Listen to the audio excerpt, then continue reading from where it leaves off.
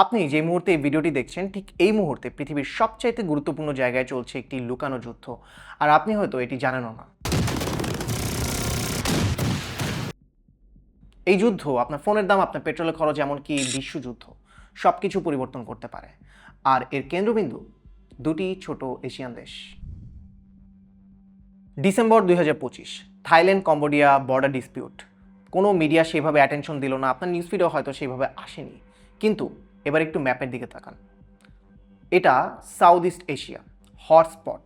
এই জন্য ধারণা করা হচ্ছে এইটা শুধুমাত্র থাইল্যান্ড আর কম্বোডিয়ারই যুদ্ধ নয়, এটি একটি প্রক্সি ওয়ার। অর্থাৎ বড় দুটা দেশ যখন ছোট দুটা দেশকে ঢাল বানিয়ে যুদ্ধ করে তখনই তাকে প্রক্সি ওয়ার বলা হয়। এটা শুধু দুটা দেশেরই যুদ্ধ নয়, এখানে রয়েছে বিশ্বের সবচেয়ে সংকীর্ণ এবং গুরুত্বপূর্ণ প্রবেশদ্বার মালাক্কা প্রণালী। আর এই মালাক্কা প্রণালী বিশ্বের 1/3 বাণিজ্যের জীবন রক্ত, এবং এইখান থেকে প্রতি 6 মিনিটে একটি করে জাহাজ প্রবাহিত হয়। আর এইখানেই থাইল্যান্ড এবং কম্বোডিয়া যুদ্ধ করছে। এখন প্রশ্ন হলো, কে এই দেশগুলিকে সমর্থন করছে? একদিকে থাইল্যান্ডের বহুদিনের মিত্র আমেরিকার সামরিক ঘাঁটি আছে থাইল্যান্ডে।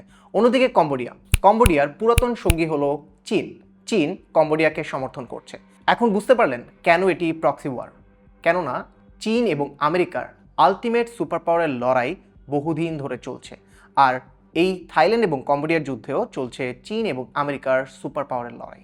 আপনি হয়তো ভাবছেন প্রক্সি ওয়ার চলছে, থাইল্যান্ড কম্বোডিয়া যুদ্ধ চলছে, সব কিছুই ঠিক আছে, কিন্তু why should you bother yourself?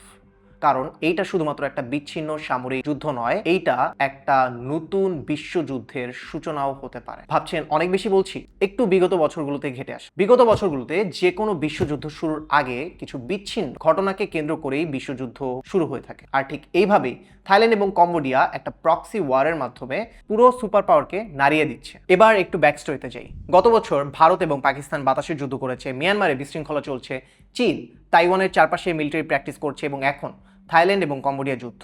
এই সবগুলো কেবলমাত্র বিচ্ছিন্ন ঘটনাই নয়, এই সবগুলো একটি সিম্ফনির অংশ।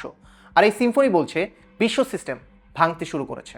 2026 সালের ফেব্রুয়ারিতে কম্বোডিয়ার প্রধানমন্ত্রী বলেছে থাইল্যান্ড এখনও কম্বোডিয়ার গভীর অঞ্চলে সামরিক বাহিনী নিয়োগ করে রেখেছে। থাইল্যান্ড এবং কম্বোডিয়া হয়তো জানেও না যে তারা একটি বড় খেলার পণ হিসেবে লড়ছে, এবং সবচেয়ে ভয়ঙ্কর বিষয়, এটি সবে শুরু।